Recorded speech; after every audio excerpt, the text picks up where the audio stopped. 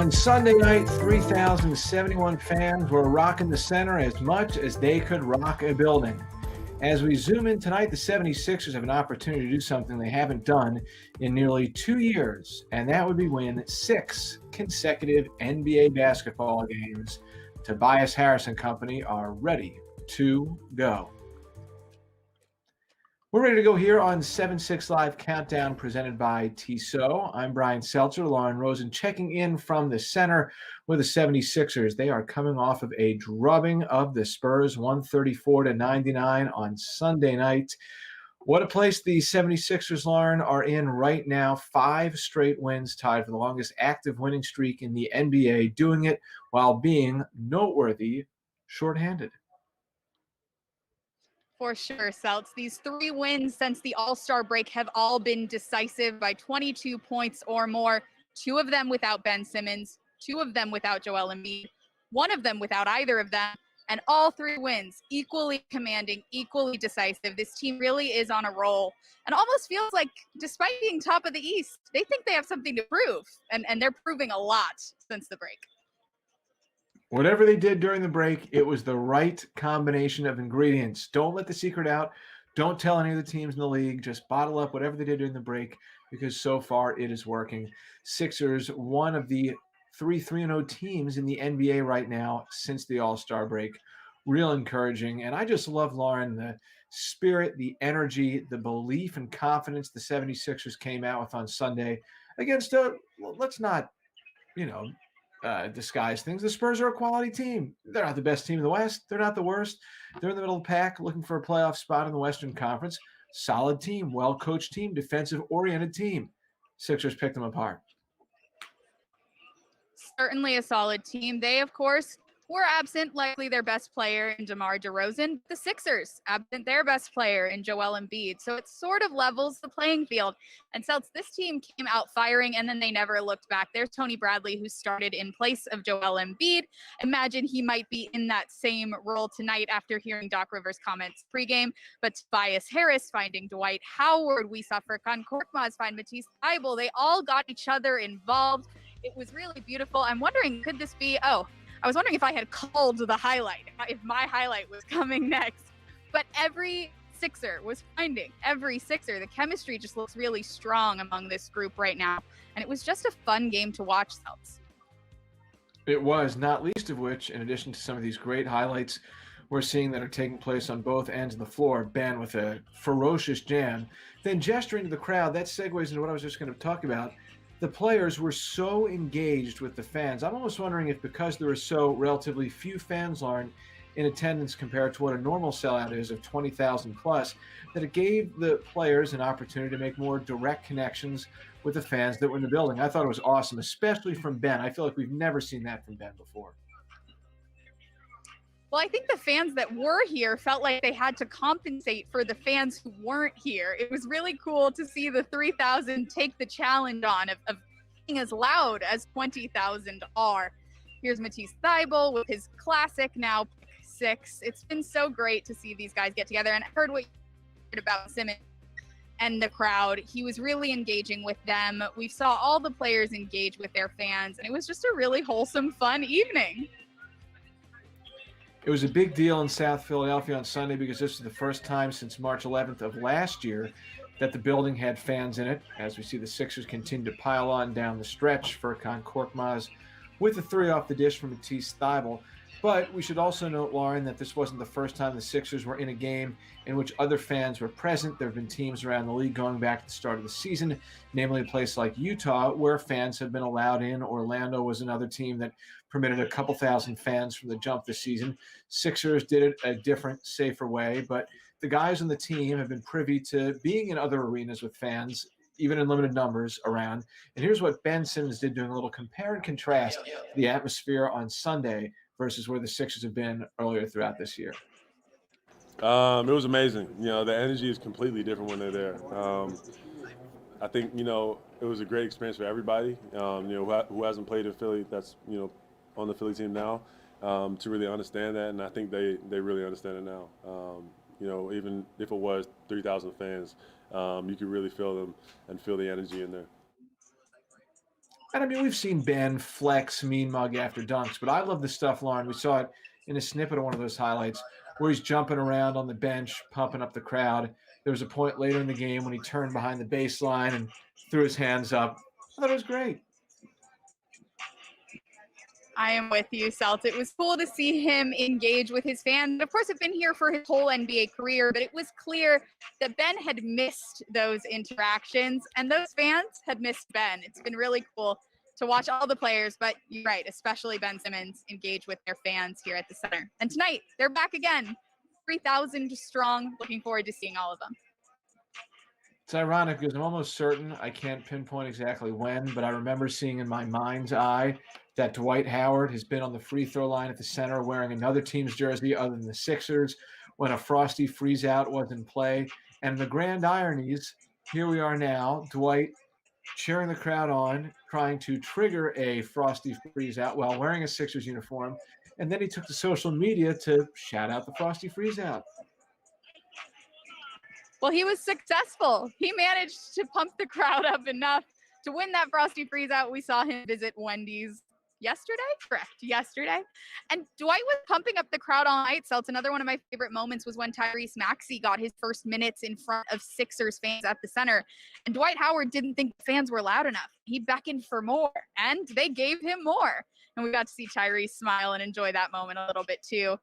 Again, wholesome stuff all around on Sunday, and look for that to continue as the Sixers continue this 4-game homestand, 3 games left. One thing I wanted to talk about, Lauren, on the show tonight is just how good the Sixers have been offensively in their 3 games since coming back from the break.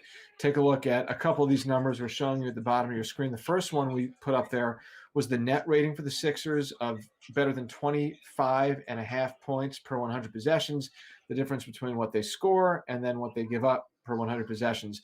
So that net rating of 25.5, that is roughly 8 points better per 100 than the next closest team, which is the Milwaukee Bucks. So that demonstrative of how well the Sixers are doing on both ends of the court. And then the Sixers' offensive rating, first in the league since the break. Their field goal shooting percentage has been super efficient, both overall and from three-point territory. For sure. The numbers don't lie, Selton. Since the break, the Sixers have been not just one of the best teams in the league, but maybe the best team in the league. And I know we said it at the beginning of the show, but all this without Joel Embiid, without Ben Simmons. Of course, they each appeared in one of those games, and we expect to see Ben again tonight. But really cool to see them put up numbers like the ones you just gave us, even shorthanded. Another encouraging number from the 76ers for the second half of the season.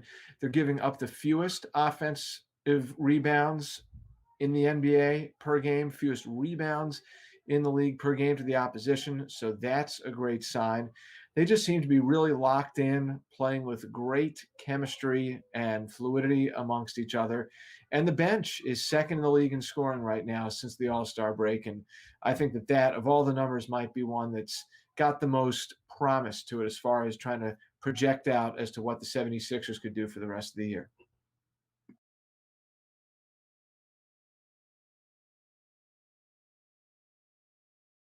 I think we might have lost Lauren's audio for a moment, but if I have to interpret through a mask without having sound, I'm sure she's saying, Brian, what an eloquent point you made. Yes, the bench scoring has been great. You're so right. You always bring these wonderful points to the program. Is that what, I'm sure that's exactly what you're saying, right, Lauren?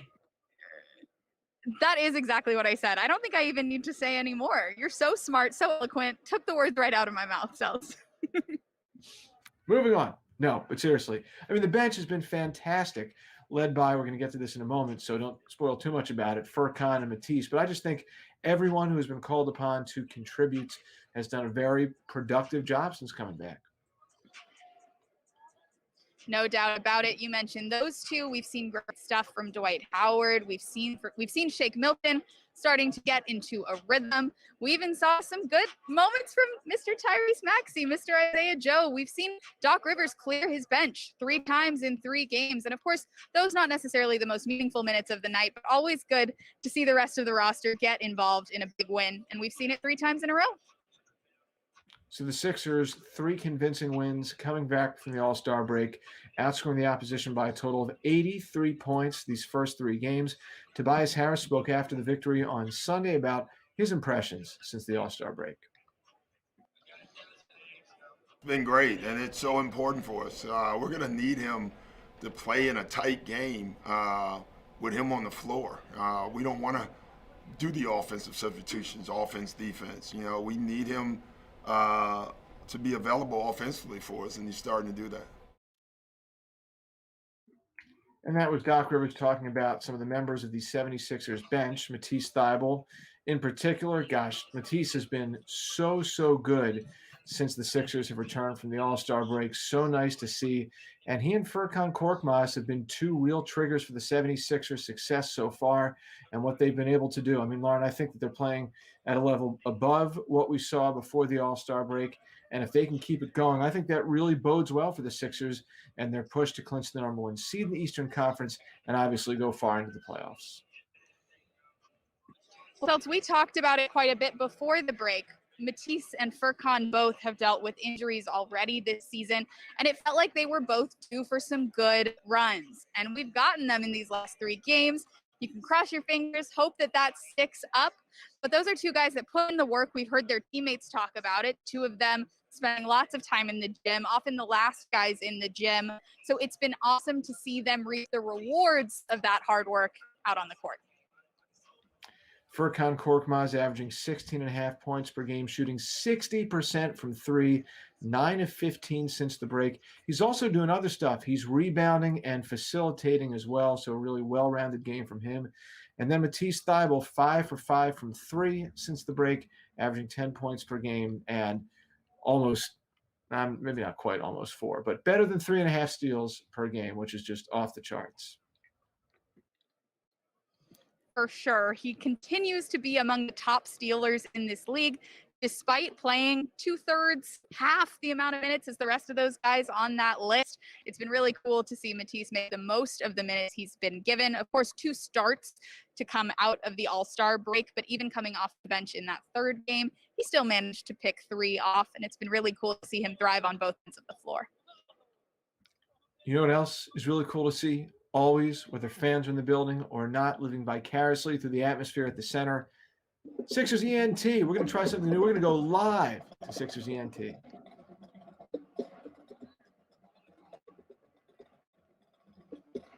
And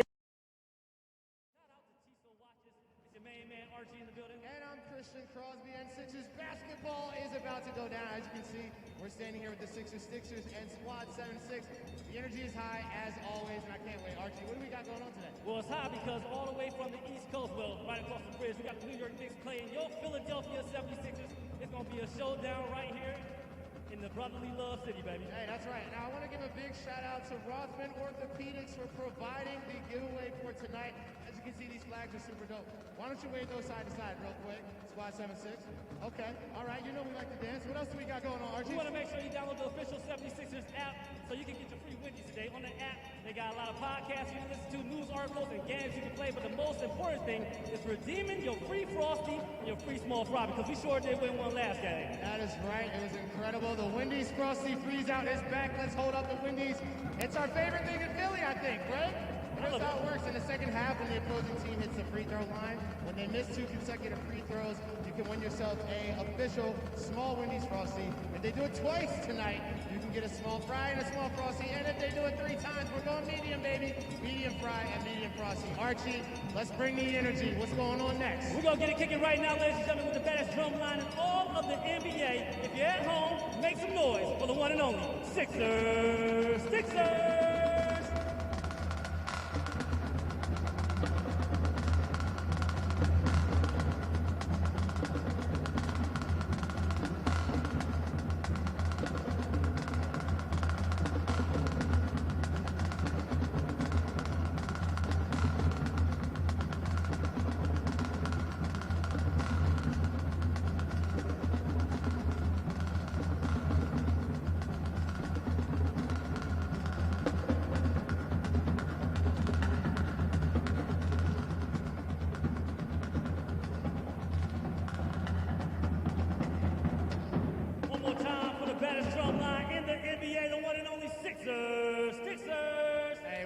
ready for some Sixers basketball, you can be sure to check in NBC Sports Philadelphia and 97.5 The Fanatic. I'm ready, Archie. Are you ready? I'm so ready. Shout out to Brian and Lauren. Shout out to the Sixers and of course Squad 76. And you know what, Christian? What's up? Here they come, baby. It's showtime. Let's go, Sixers!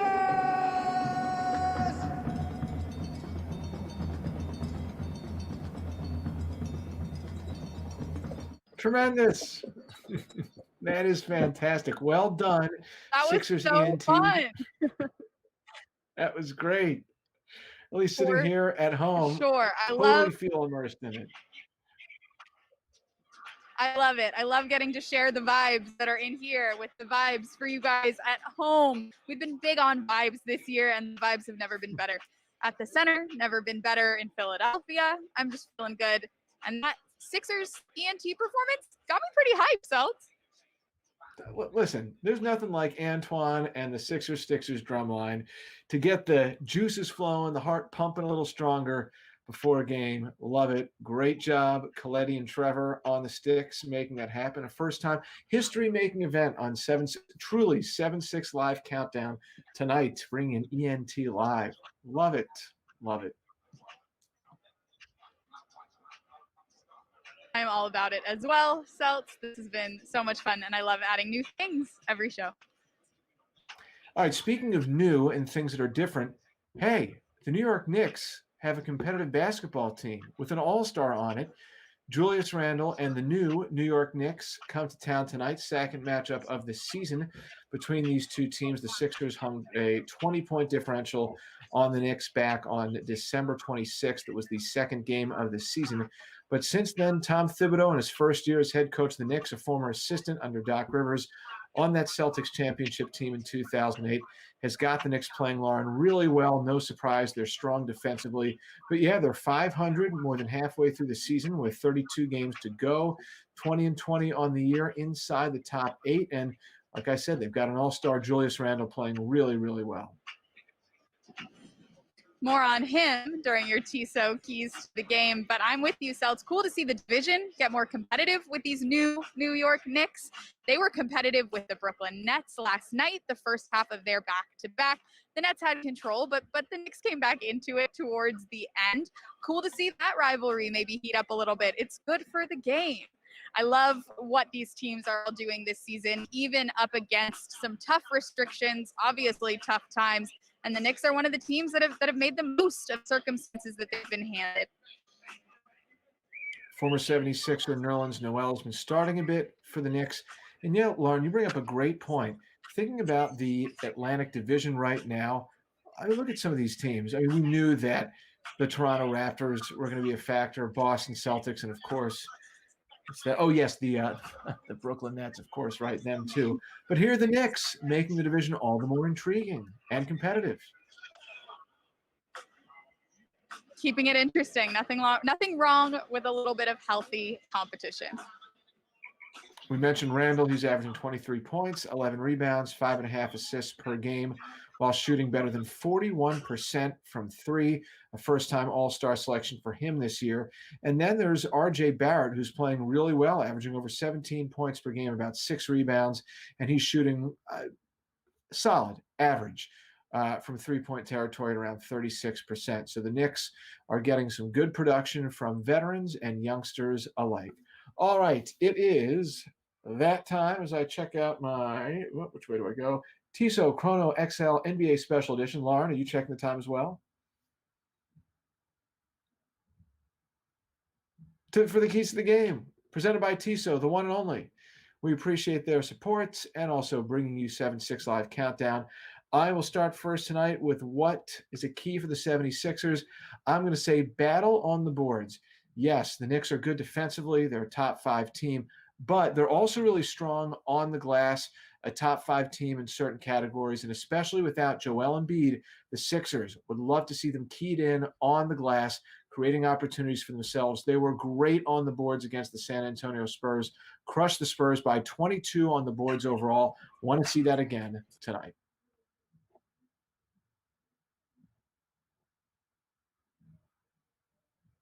I think we're having some issues with Lauren's audio, and I only know this because I have my cheat sheet in front of me. one of her keys was going to be containing Julius Randle and making him work. I think a very astute and critical key for tonight's game. Lauren, do we have you back? Am I back, Seltz? Okay. I said make Randall work. You took the words out of my mouth once again, and thank you for doing so, Seltz. 23 points per game, 11 rebounds per game, 6 assists per game. He's firing on all cylinders. He is the straw that stirs the drink for this Knicks team. And obviously, Sixers missed one of their defensive anchors in Joel Embiid. Some of the other defenders will have their hands full, but if they can contain Randall and make him work for his money, they're going to do a good job tonight. I like it. Like all the new integrations into the show tonight with Sixers ENT. Great job by Derek Hayes, Christian, Archie, Antoine, and that crew.